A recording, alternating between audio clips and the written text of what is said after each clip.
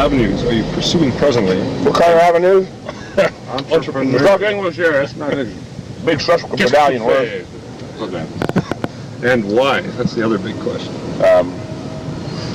Obviously, open a new gym there, why not? Get your compound leg and at the moment, throw in any of the entrepreneurial avenues are relatively short, small. No, entrepreneurial towels are you calling? Can't help it. No. Do that on your Can't get that tune out of my mind. You ever do that? You get a song going in your mind, you can't get it out. Which song was that? Any song. It's a new one by Lou Halsey. By Lou Halsey. How are you? Hello, Z. How you doing? You're a good champ. Hey, champ. Thank you very much. Entrepreneurial avenues. I am maintaining my mail order. I'm about to embark on a large-scale video project. My major project at the moment is preparing myself intellectually to write the great American novel in a year and a half. At the moment, studying things like novel structure, characterization, theme, plot, all that, stylization. And as a matter of fact, just earlier today, for the first time, came up with a possible title and theme for my first novel. What's that? Well, I'm not going to tell you the theme, but I'll tell you the title. It's called Partners in Crime. Partner in Crime? Possibly, yeah. Have I heard that before? I don't want to get the idea out. Maybe stolen. I'm writing one called The Fountainhead. I think it'll be a good one. That's a good idea. That's so million. So we want to find Woodman. Woodman, yes. What's that question again? What? The question was, what's your favorite color? I'm colorblind. I am colorblind. Next question. Next question is? Next 3 questions. All right. Truth, proof, right or wrong? What are your views towards ethics? How should one behave? What moral rules should they follow? One should follow every impulse whim that pops up into one's mind. I agree. So that one can spontaneously engage in whatever hedonistic pleasures, however gross. No matter what the repercussions. Vile, yes. Sounds like Dr. Bruce. The only important things. Oh, yeah, on the air. No, whims are not ethical primaries. Ethics is a derivative branch of philosophy, the fundamentals being metaphysics and epistemology. Actually, the ethical system that I ascribe to is based on Ayn Rand's philosophy, objectivist philosophy, and would be known as rational self-interest. I believe that virtue is a selfishness. But selfishness is a virtue. Virtue is a selfishness. Selfishness is a virtue. 2 aspects of selfishness. Part A, one must have a hierarchy of values set according to one's long-range self-interest. And part B, never sacrifice a higher value for a lower value. Most people regard selfishness as, or mistake selfishness with vulgar whim worshipping. They have the vision of some brute trampling over others, getting whatever it is they want. But a genuinely selfish person knows that kind of whim worship will ultimately lead to his destruction. A genuinely selfish person wants to live long range and be happy long range, so he takes time to consider what his desires and wants are, and doesn't act blindly or impulsively on them, but considers their long range effect on his survival and happiness. Park anywhere. That's rational self-interest, or enlightened self-interest, if you prefer. Yes. And if you don't prefer, then fuck you. Well, to put it another way, intercourse. Yes. And of course you. What is yourself?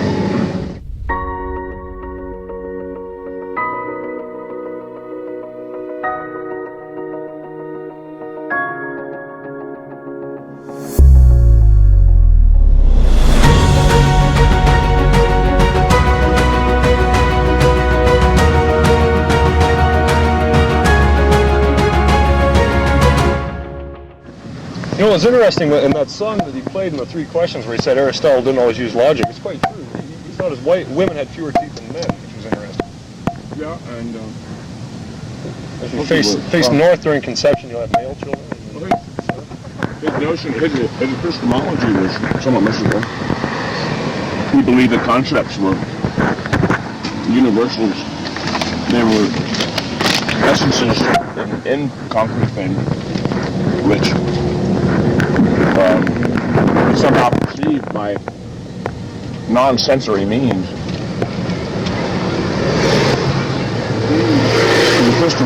Epistemology was Platonic. Okay, Mike, what is the nature of knowledge? What are its ultimate grounds? There's one, right? Well, what do you mean? That's epistemology. That's what it's all about. Yep. And Rex claims to be an epistemologist. What is epistemology? Epistemology. What do you feel is its nature? What do I feel? What more important is what do I think? All right, yeah. It's just one time I was in Gold's Gym, and you know who Pete Siegel is? Yeah. Well, yeah, the hypnotist. Yeah. And he came up to me and started talking to me, and every time he told me something, he said, "Well, I feel that this is." And I said, "Pete, I don't care about your feelings. It's very subjective. All I care about is what you think." And he didn't know what the hell to take of that. He said, he got real nervous and had an anxiety attack. He just took off. Yeah. But if you ever notice, people often say, "Well, I feel that." I don't care about your feelings. Yeah. That's very, your feelings are fine at home with your wife, but in the affairs of man, there's only one proper thing. That's your response. That which we can deal with objectively, and freaks out some. Anyway, you're asking me a question here, which I'm avoiding. Yeah. What is the nature of knowledge? What are its ultimate grounds? Oh, we're talking about objectivist epistemology. Which way am I going here? Make the far right. Well, its baseline concept is axiomatic concepts. Our existence exists. That's the first fact upon which all. But if you're talking about what is the nature of concepts, that's the most important question to ask about epistemology. And no one answered it satisfactorily until Ayn Rand came along. Before Ayn Rand, there were four basic schools of thought regarding the nature of concepts. There was the Platonic, the Aristotelian, the nominalist, and the realist. None of them were objectivists at all. The first two, Platonic and Aristotelian, were intrinsic. They believed that concepts revealed somehow through non-sensory means the universal essence of things. But this was not real reality. This was, even Aristotle believed that to some degree. In a lesser form than Plato, but he was still not even close to being objectivist. The other ones are referred to as are subjectivists, the nominalist and the realist, and they believe that consciousness produced reality and concepts. They didn't believe in the primacy of existence, but the primacy of consciousness, and they believe that concepts were produced and reality was produced by the mind. It's so ridiculous. Only Ayn Rand came up with the only possible, not the only possible, but the only one that exists, nature of concepts. Concepts aren't produced by the mind, nor are they revealed by the mind. They have to be gained by the mind through sensory means, and then given a definition by using a specific word for each. Denotation. It's a very important part of objectivist epistemology is the importance and nature of definitions and words, and of course how we get them is through perception and reason. They aren't produced by the mind, nor are they revealed by the mind. They have to be gained by the mind through perception. There is an objective reality out there which we perceive, and then what we look for, we perform by an act of abstraction. How would you differentiate between the objective reality which you perceive and straight empiricism? Well, straight empiricism Well, depends how you define empiricism. Just sensory objects are the only things that exist. That negates conceptualization altogether, and this is what I'm getting at. Yeah. Concept formation. You have perception. Human cognition combines perception and concept formation. Animal cognition is purely perceptual. The thing that makes us unique is the perceptual combined with the conceptual. Not the problem, but the important thing to say about that is the first aspect is involuntary, perceptual, requires no choice. But in order to engage the second part of the human mind, the concept formation, conceptual, requires volition, an act of choice. Only when you do that are you really the species man. Unless you continually make the choice to think, you're in the animal, you're in the perceptual. You're perceiving and reacting, you're not thinking. Like Rex would say, contextualizing, looking for similarities and differences. Which way? Fifth Street. The important thing to learn about concept formation is that, well, not the important thing. There's so many important things. That's major important. It was in response to your question. What was it? What is? Concept formation. Nature of knowledge and what are its ultimate grounds? Its ultimate grounds are, the two axiomatic concepts are that existence exists, and there is a consciousness that perceives its existence. Existence exists. A is A. That's the axiomatic concept upon which that's the edifice upon which the rest of human knowledge is built. That's the first axiomatics.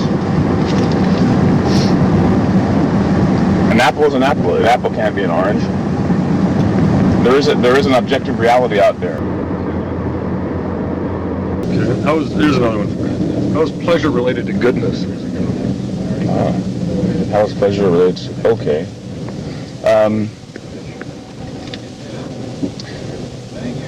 The function of the human mind is survival. That's its purpose. Right. When our mind does those things, which aid in our long-range happy survival, we feel good, and we gain pleasure from that. Okay.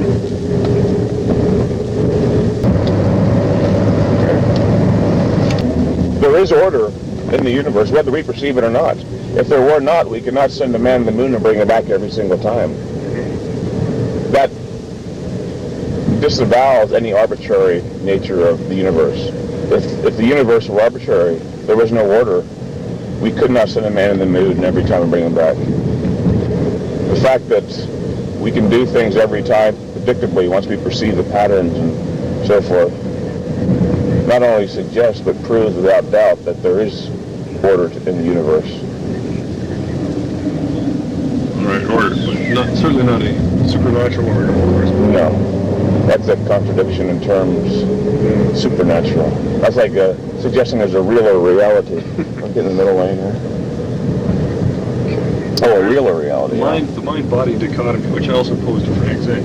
How is the mind related to the body? It exists within the body. And how it relates to the body? Yep. Well, it could not exist without the body.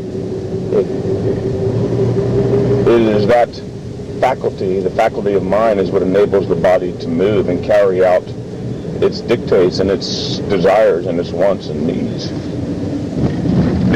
One cannot exist without the other. They are integrated. There is no dichotomy. Okay. It was Descartes and his notion that consciousness comes first. I think, therefore I am. Yes, what Frank Zane believes would suggest there is a dichotomy.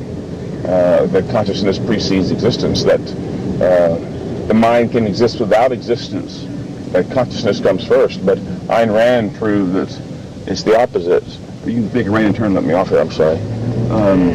That existence comes first, precedes consciousness, and you have to have material before you can have consciousness. All right, right there. Actually, right, you can go off to the back here, and I can walk through the side. And to cap it off. Yes. Yeah.